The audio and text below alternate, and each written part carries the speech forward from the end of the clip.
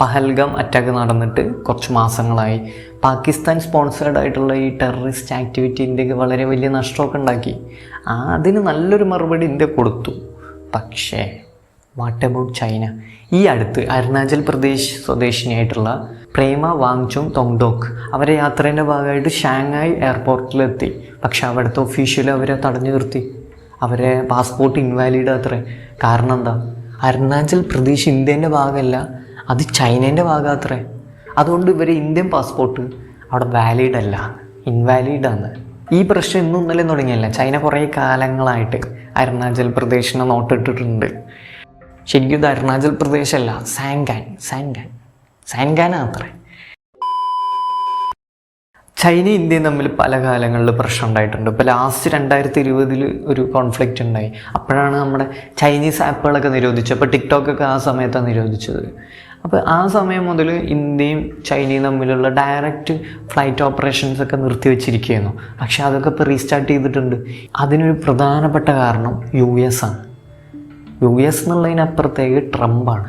ട്രംപിൻ്റെ പല നയങ്ങളും കാരണം ഇപ്പോൾ ചൈന ആയിക്കോട്ടെ, ഈ ഇന്ത്യയും അതേപോലെ റഷ്യയും തമ്മിലൊരു അലയൻസ് ഉണ്ടാക്കി. ഭാവിയിൽ ഇവർ വലിയ ട്രേഡിനുള്ള സാഹചര്യങ്ങളൊക്കെ പറയുന്നുണ്ട്. അതുമാത്രമല്ല, US ഡോളർ അല്ലാതെ ഇവർ ലോക്കൽ കറൻസിയിൽ വരെ ട്രേഡ് നടത്താനുള്ള സാധ്യതകൾ പറയപ്പെടുന്നുണ്ട്. സിമ്പിളായിട്ട് പറഞ്ഞു കഴിഞ്ഞാൽ, ഇപ്പോൾ റഷ്യൻ്റെ കയ്യിൽ നിന്ന് ഇന്ത്യ ഓയിൽ വാങ്ങണം. ഇന്ത്യ ഓയിൽ വാങ്ങുമ്പോൾ റഷ്യൻ റൂബിളിലോ അല്ലെങ്കിൽ ചൈനീസ് യുന്നിലൊക്കെ പേ ചെയ്യുന്നത്. ഇപ്പോൾ അത് നടന്നുകൊണ്ടിരിക്കുന്നുണ്ട്. ഭാവിയിൽ അത് കൂടുതൽ വ്യാപിക്കുന്ന പറയണം. അപ്പോൾ ഈ ഒരു നല്ലൊരു ബന്ധങ്ങൾ ഇങ്ങനെ വന്ന സമയത്താണ് ചൈനേൻ്റെ വക ഇങ്ങനെ ഒരു പണി. ഇന്ത്യ ഇതുവരെ ഇതിനെക്കുറിച്ച് കാര്യമായിട്ടുള്ള ഇടപെടലുകൾ ഇതുവരെ നടത്തിയിട്ടില്ല. ഇന്ത്യ ആയുധം വെച്ച് കീഴടങ്ങിയോ? ചൈന വീണ്ടും തെളിയിച്ചു അവരെ വിശ്വസിക്കാനേ പറ്റില്ല. ഞാൻ ഒരിക്കലും ചതിക്കില്ല. എന്താ തന്റെ പേര്? അടുത്തത് തുടർച്ചയായിട്ട് പണിയേറുന്ന കാര്യത്തിൽ ചൈന കഴിഞ്ഞാൽ US തന്നെ. US എന്ന് പറയുന്നതിനപ്പുറം ഫസ്റ്റ് കേസ് ഇല്ലീഗൽ ഇമിഗ്രൻസിനെ കൈകാര്യം ചെയ്ത രീതിയാണ്. സ്ത്രീകൾ ഉൾപ്പെടെ 40 മണിക്കൂറോളമുള്ള ഫ്ലൈറ്റ് യാത്രയിൽ കൈവിലങ്ങും കാൽവിലങ്ങും വെച്ചാണ് ഇവിടെ കൊണ്ടുവന്ന് ഇറക്കി വിട്ടത്. ഇല്ലീഗൽ ഇമിഗ്രൻസിൻ്റെ കേസിൽ നമുക്ക് വലിയ വോയിസ് ഒന്നുമില്ല, കാരണം അതൊരു ഇല്ലീഗലാണല്ലോ. അതുകൊണ്ട് ഇന്ത്യക്കാരെ മാത്രമല്ല, മറ്റ് രാജ്യങ്ങളിൽ നിന്നുള്ള ഇല്ലീഗൽ ഇമിഗ്രൻസിനെ കൈകാര്യം ചെയ്ത രീതി അങ്ങനെയൊക്കെ തന്നെയാണ്. പക്ഷേ ഈ ഒരു മനുഷ്യത്വമില്ലായ്മേനെ ബ്രസീലും കൊളംബിയ അങ്ങനെയുള്ള രാജ്യങ്ങളൊക്കെ എതിർത്ത് സംസാരിച്ചു. പക്ഷേ ഇന്ത്യ. അടുത്തത് H1B വിസേൻ്റെ കാര്യമാണ്. അത് H1Bൻ്റെ വിസേൻ്റെ കാര്യം എല്ലാ രാജ്യങ്ങളെയും ബാധിക്കും, പക്ഷേ ഇന്ത്യക്കാരെ അത് കാര്യമായിട്ട് ബാധിക്കുന്നുണ്ട്. ഇതിൻ്റെയൊക്കെ മേലുള്ള ഏറ്റവും വലിയ പ്രശ്നമുണ്ട്. എന്താണ്? റഷ്യൻ ഓയിലിൻ്റെ കേസ്. ഈ റഷ്യൻ ഓയിൽ ഇറക്കുമതി ചെയ്യണോണ്ട് എന്തുണ്ടായി? 50% താരിഫ് US ഇന്ത്യക്ക് നേരെ പ്രയോഗിച്ചു. അപ്പോൾ ഇതൊരു വലിയ രീതിയിൽ എക്സ്പോർട്ട് ബിസിനസ്സിനെ ബാധിക്കുന്നുണ്ട്. അതുമാത്രമല്ല, അതുമായിട്ട് ബന്ധപ്പെട്ട തൊഴിലുകളെയും ബാധിക്കുന്നുണ്ട്. പക്ഷേ ഏറ്റവും പ്രധാനപ്പെട്ട ഒരു കാര്യമുണ്ട്. റഷ്യൻ്റെ കയ്യിൽ നിന്ന് ഓയിൽ വാങ്ങുന്ന ഇന്ത്യ മാത്രമല്ല, ചൈനയും വാങ്ങുന്നുണ്ട്. പക്ഷെ ചൈനയ്ക്ക് എന്തുകൊണ്ട് ഇത്രയും താരിഫില്ല?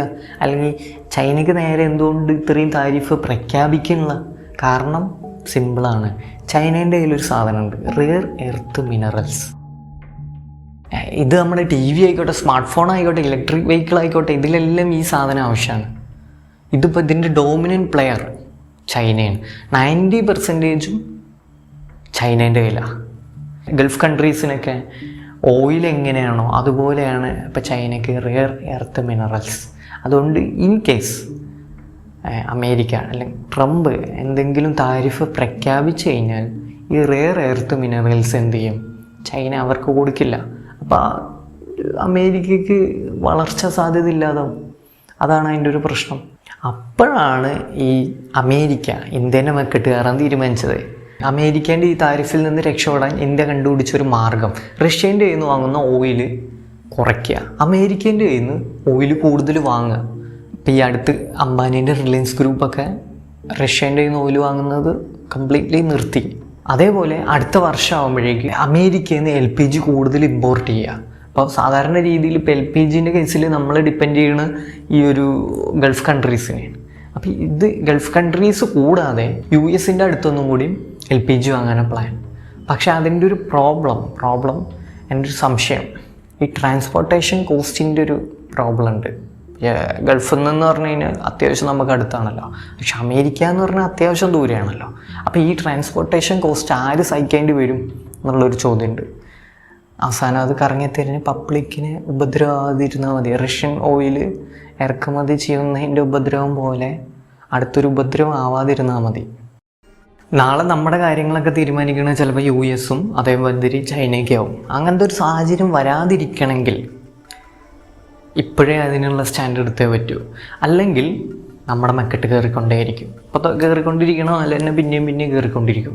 മറ്റു രാജ്യങ്ങളെല്ലാം ഈ ട്രംപിൻ്റെ താരിഫിൻ്റെ സമയത്ത് പല രാജ്യങ്ങളും നല്ല രീതിയിൽ അതിനെ എതിർത്ത് സംസാരിച്ചു. ഇപ്പോൾ ചൈനേൻ്റെ കേസിലും അമേരിക്കേൻ്റെ കേസിലും നമുക്ക് ഒഴിവാക്കാൻ പറ്റിയ ആൾക്കാരല്ല. നമ്മുടെ ഇന്ത്യൻ്റെ ഏറ്റവും വലിയ പ്രധാനപ്പെട്ട 2 ട്രേഡ് പാർട്ട്നേഴ്സാണ് അമേരിക്കയും ചൈനയും. പക്ഷെ അവരെ ഒഴിവാക്കാൻ പറ്റില്ല. പക്ഷെ അതിന് കൃത്യമായ രീതിയിൽ കൈകാര്യം ചെയ്യണം, അല്ലെങ്കിൽ വേറെ മാർഗ്ഗമില്ല. കാരണം നാളെ നമ്മുടെ കാര്യങ്ങൾ തീരുമാനിക്കുക ഇവർ 2 പേരും കൂടി ആവും.